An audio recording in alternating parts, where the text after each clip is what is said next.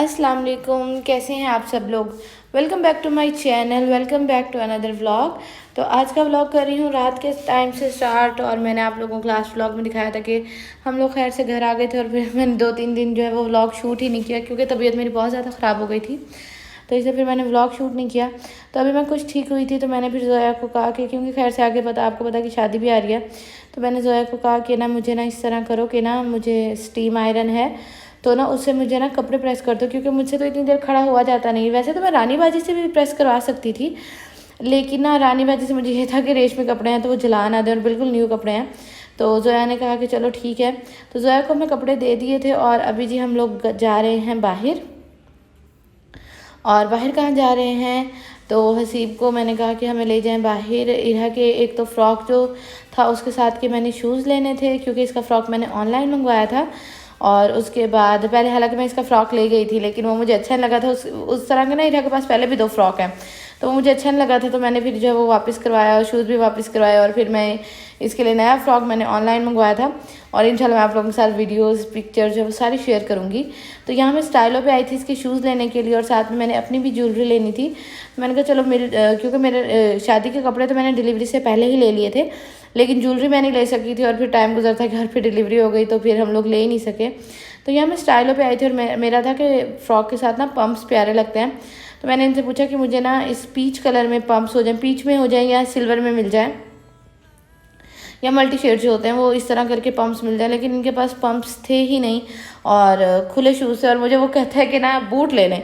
मैंने कहा आप भी देखेंगे फ़्रॉक के साथ बूट तो अच्छे लगते नहीं हैं। तो यहाँ मैं देख रही थी इरा के शूज़ तो मुझे मिले नहीं और हसीब जो है वो छोटी को लेके गाड़ी में ही बैठे हुए थे। तो यहाँ मैं इरा के साथ आई थी और इरा बच्चों के साथ बाहर जाके उनको हैंडल करना, और वो भी तब जब आप अभी बिल्कुल ही ना ताज़े ताज़े ऑपरेशन के बाद हुए और अभी आपके टांगे बिल्कुल कच्चे हों, तब तो बहुत ज़्यादा मुश्किल हो जाता है। मुझे इतना सांस चढ़ गया था इरा को सिर्फ हाथ पकड़ के चलने से ही ना।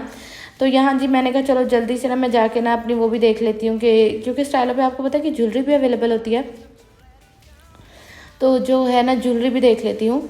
तो यहाँ मैं अपनी ज्वेलरी देखने जा रही थी कि चलो अगर मुझे ज्वेलरी कुछ मिल जाती है, क्योंकि तीनों दिन के फंक्शंस के ना मेरे पास ज्वेलरी बिल्कुल भी जो है ना वो थी ही नहीं। और ये जी है ईद का व्लॉग आप लोगों से शेयर कर रही हूँ। तो ये है जी मेरी छोटी गुड़िया का, जापानी गुड़िया जो है बस माशाल्लाह बहुत प्यारी है। इंशाल्लाह मैं आप लोगों से इसको मिलवाऊंगी। वो इरा जैसी है, खैर से इरा भी माशाल्लाह बहुत प्यारी है, वो इरा जैसी है।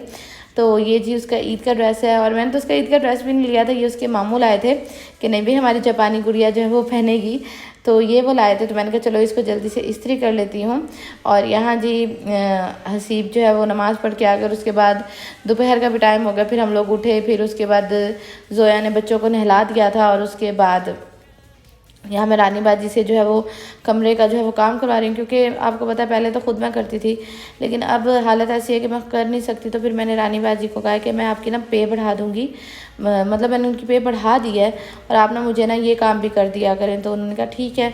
तो उसके बाद ये है ना कि बंदा सहूलत अपनी देखे, और जब तक मैं करती रही हूँ कि मैं डिलीवरी वाले दिन भी ना सुबह जाते हुए झाड़ू पोछा करके गई थी।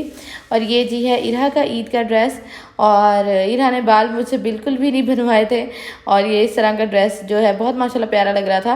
और साथ में मैंने इसको गोल्डन शूज़ पहना दिए थे, वो भी मैं स्टाइलो से ही लाई थी। तो जहाँ जी ये अपना जो है वो खेलती फिर रही है। और उसके बाद जी बाजी भी आई हुई थी क्योंकि रात को थी हमारे घर ढोलक, शादी का पहला फंक्शन था ढोलक हमारे घर की। तो यहाँ जी अभी हम लोग बैठे खाना खा रहे हैं। आंटी ने गोश्त का सालन बनाया था और आप यकीन करें नमकीन गोश्त था, बहुत मज़े का था माशाल्लाह, बहुत ज़्यादा मज़े का था। हसीब ने कहा था कि अम्मा ये आपने बनाना है, तो आंटी ने बनाया था। और उसके बाद जी हम लोग रात के टाइम निकले थे और बाजी को छोड़ने के लिए, और क्योंकि बाजी आई हुई थी तो उनको छोड़ना था, तो मैंने हसीब को कहा कि हम भी चलें। तो हसीब ने कहा हाँ चलो ठीक है तुम लोग भी चलो, क्योंकि काफ़ी अर्से से हम लोग बाहर नहीं गए थे और बाकी सब लोग भी जा रहे थे, जोया और आंटी वगैरह भी थे। तो मैं हसीब ने कहा कि चलो तुम लोग भी चलो। तो यहाँ जी हम लोग आए हैं बाजी को छोड़ने के लिए। अच्छा मुझे ये कमेंट आ रहा था कि आपने शादी अटेंड कैसे कर ली, आपके टांगे थे, आपको जो है शादी आगे क्यों नहीं की। तो शादी आगे क्यों नहीं की उसकी बहुत सारी रीज़न्स हैं, और मेरा पहले यही था कि अगर मेरी तबीयत ठीक ना हुई तो मैं शादी अटेंड नहीं करूँगी, और अगर मेरे स्टिचेस ठीक ना हुए। लेकिन आपको पता है जब घर की शादियाँ होना इस तरह, तो फिर इंसान को जो है वो मजबूरन जो है हिम्मत करनी ही पड़ती है। क्योंकि हसीब ने मुझे शॉपिंग सारी करवा दी थी और हसीब ने मुझे ये कहा भी यही था कि अगर तबीयत ठीक हुई तो जाना शादी पे, नहीं तो कोई ज़रूरत नहीं है। बेशक घर की शादी है, लेकिन मैंने ये कहा कि अब ज़ाहिर बात है घर की खैर से ये आखिरी शादी है, उसके बाद खैर से इंशाल्लाह बच्चों की शादियाँ होंगी। तो मैंने कहा नहीं खैर से जाना तो है। तो फिर आंटी ने भी यही कहा कि बैठ जाना, लेकिन ना अगर शादी आगे हो जाती तो मेरे लिए बहुत ज़्यादा आसानी हो जाती, क्योंकि शादी की वजह से ना मेरे साथ इतना बड़ा एक मसला हुआ है ना, तो वो मैं इंशाल्लाह बताऊंगी। जबकि इरा की दफ़ा ऐसा कोई भी मसला नहीं होता, लेकिन इस बार शादी की वजह से ना मेरे साथ इतना बड़ा मसला हो गया ना। और मैं अभी तक, छोटी जो है वो माशाल्लाह 20-22 दिनों की हो गई है, लेकिन अभी तक वो मसला है और मैं इतनी तकलीफ़ में हूँ ना उस मसले की वजह से। तो शादी आगे नहीं की, कुछ रीज़न थी जिसकी वजह से शादी आगे नहीं की, तो बस अब क्या कह सकते हैं। और ये जी सारे जो बाजी जो है वो ये जो है वो रेडी कर रही थी, और मतलब ये ऊपर मतलब जिसके नीचे ना दुल्हन को लेके आएंगे, तो ये इस पे जो है वो इस तरह ना बाजी जो है वो इस तरह ना लपेट रही थी सारा।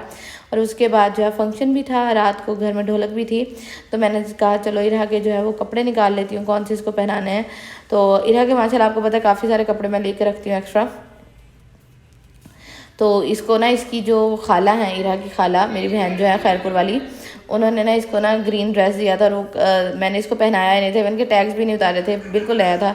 तो मैंने कहा चलो वो वाला ड्रेस ना इसको पहना देती हूँ, ढोलक के हिसाब से भी जो है वो अच्छा रहेगा। और ये जो आप फ्रॉक देख रहे हैं पीच वाला, ये है जी मेरी बेटी का इंशाल्लाह वलीमे का फ्रॉक, तो वो इंशाल्लाह मैं आप लोगों के सारा जो है वो शेयर करूँगी। और ये जी इरा जी हो गई है रेडी, अभी तो खैर ये गंजी भी फिर रही है। और मुझे इसके बाल इतने ज़्यादा याद आते हैं ना, ये चीज़ मुझे इतनी ज़्यादा याद आती है।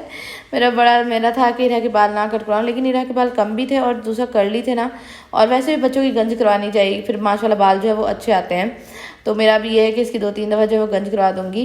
और ये जी इरा ने ग्रीन सूट पहना है ढोलक के लिहाज से, और इसकी पुप्पो का भी ग्रीन कलर ही था, और साथ में इसको मैंने ये गोल्डन शूज़ पहना दिए थे, साथ में इसकी पोनी कर दी। और माशाल्लाह इसने बहुत ज़्यादा जो है वो एंजॉय किया, और ढोलक बहुत ज़्यादा अच्छा हो गया। और मुझसे तो बैठा भी नहीं जा रहा था ढोलक में जाकर, मैं तो ढोलक पे गई ही नहीं ना, बस थोड़ी देर गई और उसके बाद वापस आ गई थी।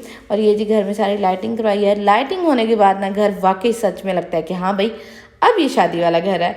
तो ये जी हम लोगों ने अपने घर में करवाई है लाइटिंग, और इंशाल्लाह मैं आप लोगों से शेयर करूँगी सारे शादी के व्लॉग्स, तो देखते रहिएगा। इंशाल्लाह सारे लुक्स जो हैं जोया के वो भी सारे शेयर करूँगी, और ये भी बताऊँगी कि उसने कितने लाख का लहंगा पहना। तो जी इंशाल्लाह आप लोगों से कल वाले व्लॉग में मुलाकात होगी। अपना बहुत सारा ख्याल रखिएगा, और व्लॉग्स को इसी तरह देखते रहें और सपोर्ट करते रहें। मुझे एक कमेंट आया था कि आपके पास तो बहुत पैसा है, फिर आपको सपोर्ट की क्या ज़रूरत है। मैंने इस चैनल पे बहुत ज़्यादा मेहनत की है, तो मैं नहीं चाहती कि मेरी मेहनत रायगा जाए। और इंसान अपने बच्चों के लिए कुछ करना चाहता है तो अपनी सेविंग से जितना इंसान कर सकता है उतना तो करे ना। आज के दौर में आपको पता है कि पैसा जितना हो उतना कम लगता है। तो बस जी इंशाल्लाह आप लोग मुझे सपोर्ट करेंगे, आपकी सपोर्ट की बहुत ज़रूरत है। अपना बहुत सारा ख्याल रखिएगा, मुझे इरा और असीब को अपनी दुआ में याद रखिएगा, और छोटी को भी अपनी दुआ में याद रखिएगा। अपना बहुत सारा ख्याल रखिएगा। अल्लाह हाफिज़।